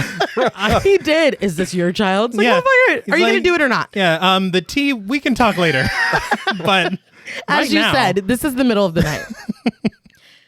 But Dr. Cheevers said they seem uncertain and that tests can be run, which to me, they didn't seem uncertain at all. But No. Veronica finally speaks up and tells him that she doesn't want tests because they don't guarantee anything. The baby could even start out normal. She reiterates that she wants an abortion and she'll do it herself if she has to. She's not uncertain, is basically the point. But in the exam room, the doctor and Stathis leave her to get undressed. And she sits silently for a moment, but the silence is interrupted by Seth fucking crashing through the window Yeah. in the loudest possible way. Flies don't, I guess, make a silent entrance. This one doesn't. But he grabs Veronica and runs off into the night. And Dr. Cheevers and Stathis come in and just stare after them. Like, Yeah. Stathis is all like shaking his fist. What are you supposed to do? I'll get you, Brundle. Did you get like King Kong vibes? Yeah. From the way he snatched her up Yeah. and like swung out of there. And then he climbed to the top of the Empire. No, he didn't. He's But all swatting helicopters and shit. But on the rooftop, in tears, he asks Veronica why she would want to kill Brundle. He pleads with her to not kill him because this baby might be all that's left of the real him. Veronica sobs and tells him that she can't. She's too afraid. And he just is like, too bad. yeah, like, I mean, Yeah. it's very sad because you can see the battle going on inside Yes, of him yeah. between Brundle and Fly. And so it's like, this is probably the last bit of Brundle Oh, yeah. we got. Yeah, for sure. But back at the lab, Stathis cautiously enters with a shotgun, which he has in a briefcase, and he like puts it together and loads it, which is like, motherfucker, you should have done that outside. Like, you should have came in here prepared. Right. I read that there is some like subplot where he shoots skeet all the time. And they didn't show that because I guess there was notes. They were like, well, where'd he get that shotgun? It's like people have guns, People I guess. have I mean, guns. You know. This is America. Okay, people have fucking guns. But he hits a key on the computer, which spells everything out. Gene splicing methodology. Telepod 1 is the transmitter of subject A. Telepod 2 is the transmitter of subject B. And telepod 3 is the receiver of genetically fused A-B combination subject. So that's obviously terrifying. Yeah. And that was established in that deleted scene with the cat and the baboon. Right. Yeah. But But this did it just as Yeah, better. Exactly. this was fine. This And is- Brundle didn't beat an animal to death. No, Yeah. that's way better to me. Even if it's a little expositional, it's terrifying to see the computer be like, "This is what's Oh going no, on." we're about to do this shit. Because at this point, I'm like, this fool has lost his damn mind. Yeah. He's gone. But Stathis slowly approaches the telepod and the music mounts, only for Seth to descend on him from the ceiling. He knocks Stathis down. Stathis raises his gun, but Seth knocks that down too. He grabs Stathis's hand and, what'd you say, vomit drop? Yep. And vomit drops on it, causing it to corrode and melt away. So you're telling me the hand of the king? The hand of the king. No, it's a great visual. Yeah. This is the stuff that we had seen as we grew up through, random horror things. Yeah. Without ever having watched the film. Yeah. Because I'm like, this is shit I'm starting to recognize. Yeah. But and like he looks so happy. while he's doing it. He's like, he just looks like really pleased with himself. But Stathis understandably screams and falls to the ground, trying to pull the gun over with his foot. But Seth vomits on his leg, causing his ankle to just be gone. Yeah. Stathis loses consciousness. He's seen enough. Yeah. Seth hovers over him, I guess about to vomit drop on him and eat him, Yeah. I mean, because Veronica calls to him from the window leading to the roof and tells him to stop. He climbs the wall up to her and asks her to help him be human. He brings her down to the lab and explains to her that he'll go through one pod, she'll go in another, and her, Seth, and the baby will disintegrate and come back together in the third pod. No, please. even scientifically, that doesn't no. make any sense. Flies don't know science, man. Yeah, that's true. Give him a break. We're lucky he's just not buzzing. Right. He initiates the sequence on his computer and the pods open. Despite him saying that they will be the ultimate family, Veronica tells him no. She pushes his face away and his entire lower jaw comes off. Yeah. I was not expecting that. No, it's a lot, and it looks so good. Yes. Yes, it does. So from here on out, which is very interesting, from the jaw bit and on for the rest of the film, this took 2 weeks to film. Oh my. Damn. And you can tell, and I saw in a featurette as well, that throughout this, he's a combination of animatronics, he's a combination of puppetry, and it is some of the best effects work Oh, agreed. I've ever seen in my life, Yeah. but it gets even better, and I'll be quiet. Go on. But his skin begins to fall away and fly forelegs come out. But I'm describing it weird as saying fly forelegs, but it's like, that's what they call their arms. God damn it. Anyway. Is it really? Yeah, forelegs. Oh, it sounded like a mobster nickname, No. but I know what you mean. They're like the backwards. yeah, the knee is backwards. Yeah. And not human. Right. But his entire face rips away to reveal a new giant-eyed face underneath. He throws Veronica into a pod, literally throws her into a pod, as the sequence timer counts down from 1 minute and 30 seconds. There's a very subtle bit when his fly face, pushes through and he's full Brundlefly. You see his eyes melt.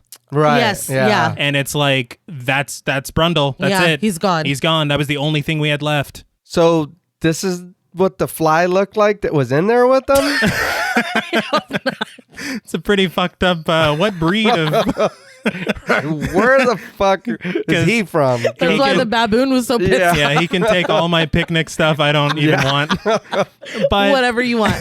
I think because I read that, because that was the exact thing. Because in the original, he's part fly, part human. Yeah. Right. This And is a fusion. This is exactly Right. Cronenberg said he wanted to make it to where it's what a human fly hybrid would look like. And No thanks. yeah, thanks. Yeah. I hate it. I mean, I love it, but I fucking hate it. But Stathis regains consciousness and begins reaching for his gun again. The telepod locks as Veronica looks out at Seth, who is no longer any semblance of any kind of human. Seth squeezes himself inside the other pod. With 30 seconds until the sequence begins, Stathis finally shoots the wires leading up to Veronica's pod, and the computer reports that the pod has been basically taken offline.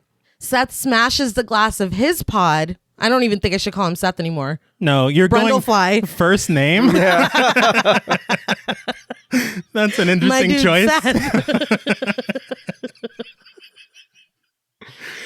Brundlefly smashes the glass of his pod and opens the door.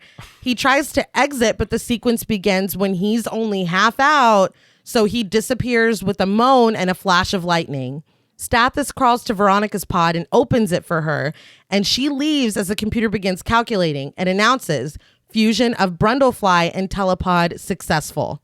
Veronica watches as the door opens and a screaming Brundlefly falls out. He crawls across the floor, wheezing, and we see the mechanical pieces of the telepod are like woven through his body. So he fused with the door. Right, because he was half in and half out.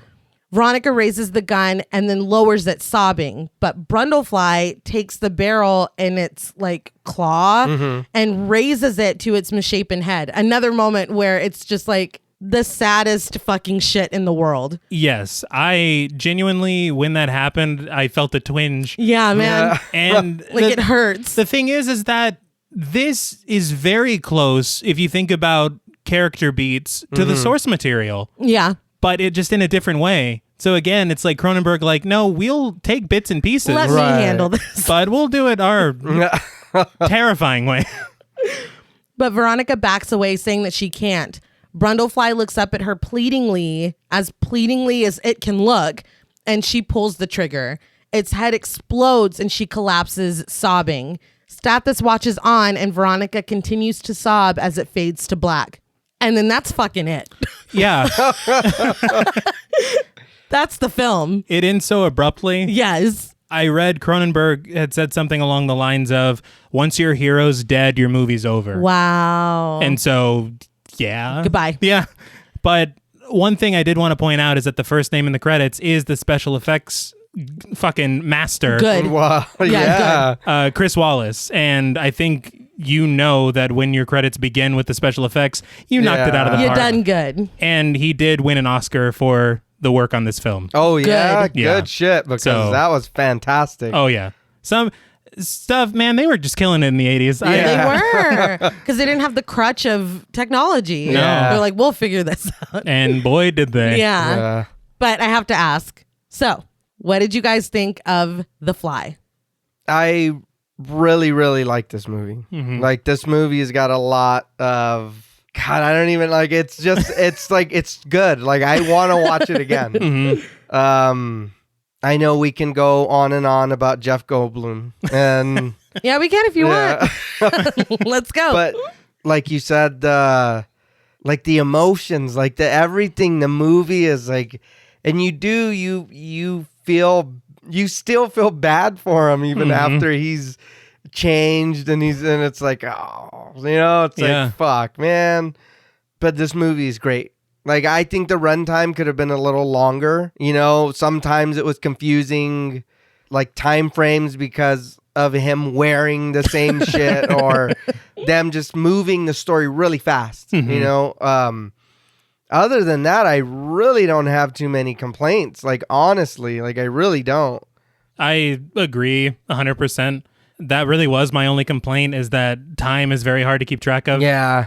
After they start dating and they go out and have that sugary coffee, Yeah. that's when he either starts wearing different clothes or wears no clothes. Yeah. So that helps a little, but still, I would have liked it to be a little longer. yeah. Yeah. Give us more of those relationship beats with Veronica and Seth. We can call him Seth now, because. Yeah. But I got to admit, with the Stathis stuff, I was actively rooting for Brundlefly.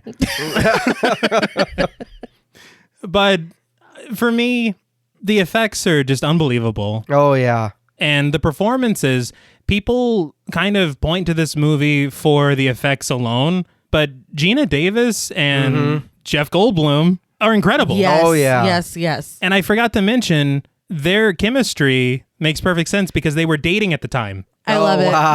You can like feel it. Yes. It just works, but I genuinely love this movie. Same.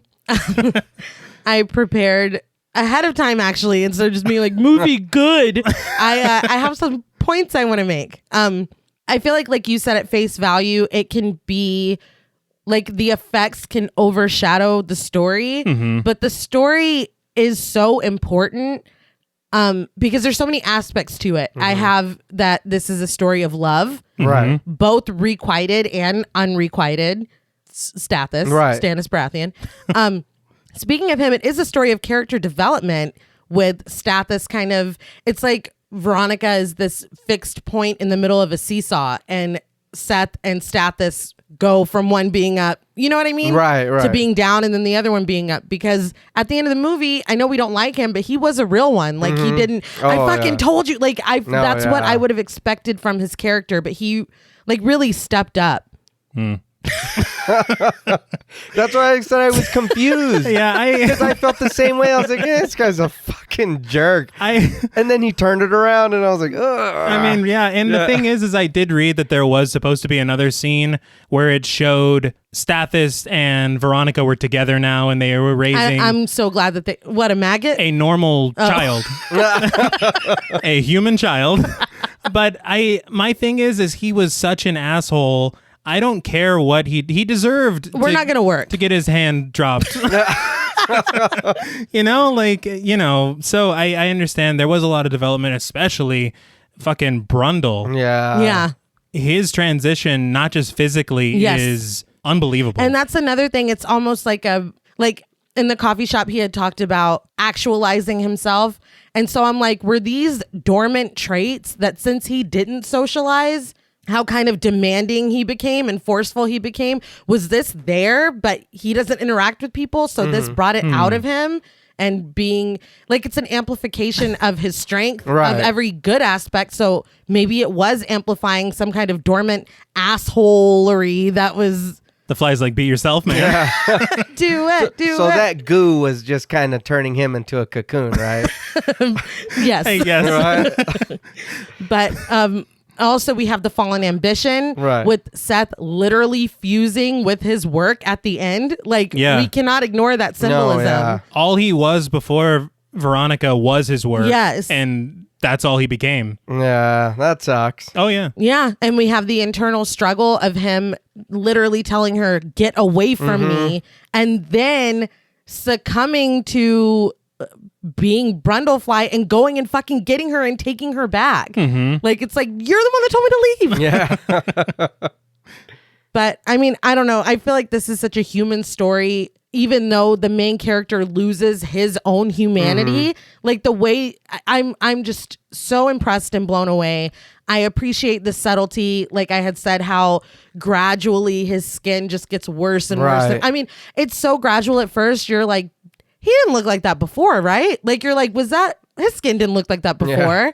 Like that's way less hair than last time. Wait a minute. And then I really appreciated his sugar intake and the fact that we never talked about it. We just watched this dude massacre his coffee with sugar. He's eating ice cream. He's eating candy bars. He's eating donuts. No, yeah. And I know you said it too earlier about them not like just like throwing it in your face. Like, you've been eating a lot of candy. Exactly. It's like, no, we see it. We get it. The jacket. It was like subtle. I even noticed that, and I was like, thank you for not throwing that in my face. Yes. Because they were shopping and he was wearing, and that was the first thing I thought. I was like, hey, he's got the jacket she bought him. And he very easily, they could have put in something where he's like, after they realized it was a fly, he's like, so that explains all the sugar. Exactly. And thank you for not. Thank you. And lastly, like you had touched on, T, about how it's so much scarier. Like, you know me, I'm a pussy. Like I'm scared of supernatural shit. But like, I didn't expect you to drop the P-bomb. I'm very sorry. But the thought of this happening inside of you, like the call is coming from inside the house. Like this is happening in you and you just have to fucking sit there. And maybe you can try to do some stuff to fix it. But ultimately, there's nothing you can do. There's kind of nothing scarier than that. Yeah. No, and they take on the horror from both sides. This is happening to me, and I love that person, and I have to watch it happen to them. It's terrifying from both angles. So, I mean, thank you both for coming to my TED Talk, but I think what I'm trying to say is I really, really like this movie. Could you tell? Yeah. No. So I guess that brings us to ratings. And I have a couple things. I'm just kidding. I'm just kidding. 2 more points. Yeah. All that shit I just said a minute ago, plus the effects. It's like, wow. I know we talked about the dramatic music, but I actually really like the score of this film. It amazes me that they could take something so, in the big scheme of this movie, such a small aspect of that story and make it this. Yeah, no, that's... I mean, I'm just beyond impressed. And also Jeff Goldblum. And, but so on a scale from 1 to 10 spoonfuls of sugar, I really have no choice personally but to give The Fly 10 out of 10 spoonfuls of sugar, and I fucking stand behind it. I really fucking loved this movie way infinitely more than I had expected to, and I already thought I would like it. 'Cause Jeff Goldblum, and I knew that the effects were great, but And also wow. Jeff Goldblum. And Jeff fucking Goldblum. But wow, yeah, for me, 10 out of 10. But Wow. I will now open up the floor. That's very high. I liked it. I did too. I really, really enjoyed this movie. I think that, like I said, the only thing that really hurts it for me is the time. That's fair. And then the ending just like that. So I mean, abrupt. I kind of appreciate it. I mean, I get it, but it's just, that's it. I appreciate it. But you know what? I can't know what happens to her. I can't know what, how do you explain that to the cops? You don't. Oh, shit. No, what do you mean you don't? You don't. have to. You leave, and Brundlefly did this to himself. This Like, man we have has, a bug problem. This man is missing a leg or a foot Oh, shit, you're right. and a hand. Ma'am, what happened? And what rotted that off? Yeah, What and eroded what that is away? that in the middle of the floor? I mean, it did. It just kind of like stopped, and I was like, wait, no, I want more. You know? To be fair, though, I loved the Sopranos ending, so maybe this was just it's right up my alley. And Like, I think, and we're out. I think the same thing happened to Tony, didn't it? I think so. But it does get a full point for Jeff Goldblum. Woo! It does get a full extra point for the FX because it's great, and I don't need any CGI in this movie. I just need this. Yes. So on a scale from 1 to 10 spoonfuls of sugar, I'm gonna have to give The Fly 9. Wow. I like this movie was great. Yeah. Yes. And I think him, just paying attention to him, Brundle, and it's like you're watching him, and then like you said, it's just been his work, and then you just see it, and then at the end he's just like, please just Kill me. stop it, just stop this madness already, I can't, you know. And then you're just like, fuck, dude. That's something else I forgot to reiterate. He almost plays 2 completely different characters. At least 2 completely different characters. Because when you get to the end, the way that he's talking and his mannerisms and how he's all twitchy, that is in no way the guy we met at that party at the beginning of the movie. Because he was cool. He was super cool. I want to hang out there. Yeah. She would not have gone back to his apartment. No. Yeah. I totally agree. All the positive points. We've lavished a lot of praise on this movie. Jeff Goldblum, Right. in particular.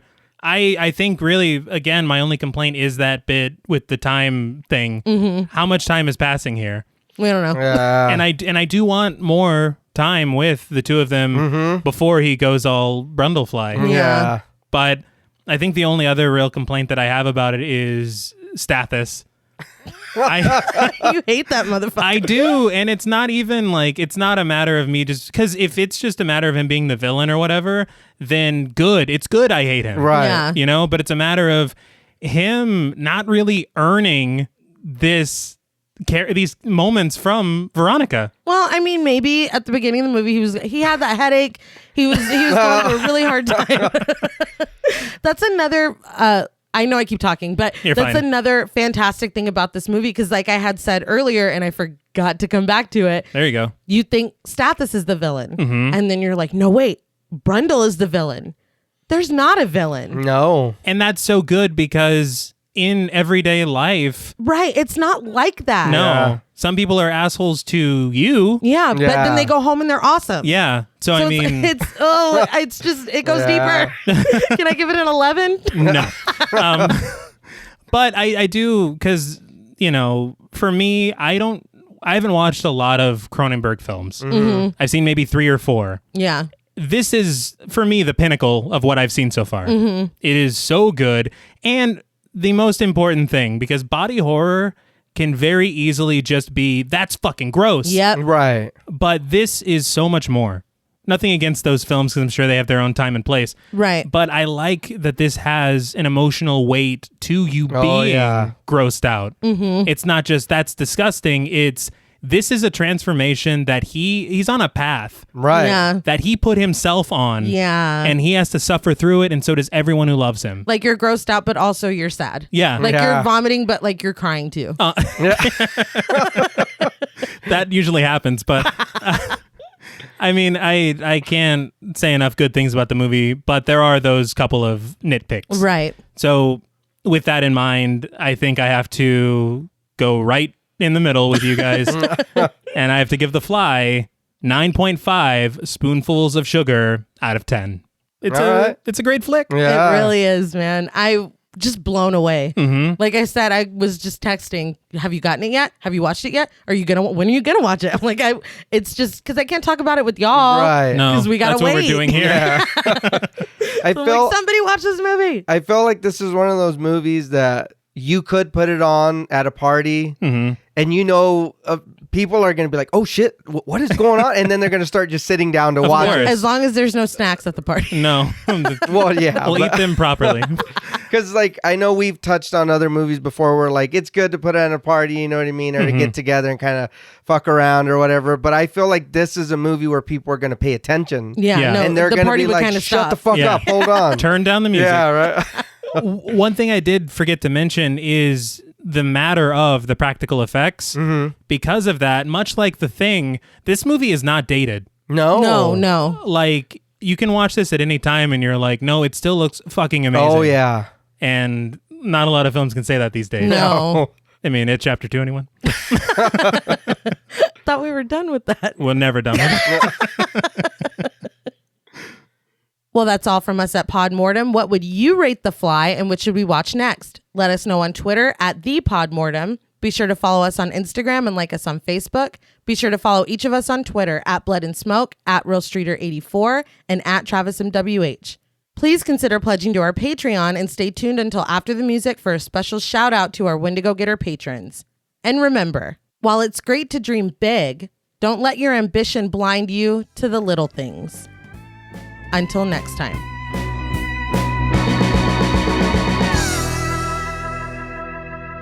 Thank you for staying tuned to our Wendigo Getter patrons. Yay. Thank you, Ray. Woo! Mm-hmm. I don't know what that was. We really hope you enjoyed this episode of Telepod Mortem. You know? Yeah, thanks for Right. vomit dropping by. Oh my God. A special thank you to Chris Ontiveros, Kristen Lofton, Megan Martinez, Kimberly Bass, Melanie Van Houston, Sophie Hodson, Anthony Jerome M., Jordan Nash, Kent and Allison Morton, Guy 54, Lala Thomas, Travis and Nisa Hunter, Miguel Myers ATX, Mandy, Jennifer Perez, Pierre Lombard, Jacob Tyler, Carissa, and TJ Bronson. Thank you all so much. Yes. Yes. Thank you. Thank you. Thank you from the bottom of our hearts. Vestigial hearts. Yeah, I was like, I don't know where I'm going with this. Thank you. If we haven't told you this week, we just want each and every one of you to know that you are so fly. Like the insect. Right. I'm sorry. Until next time.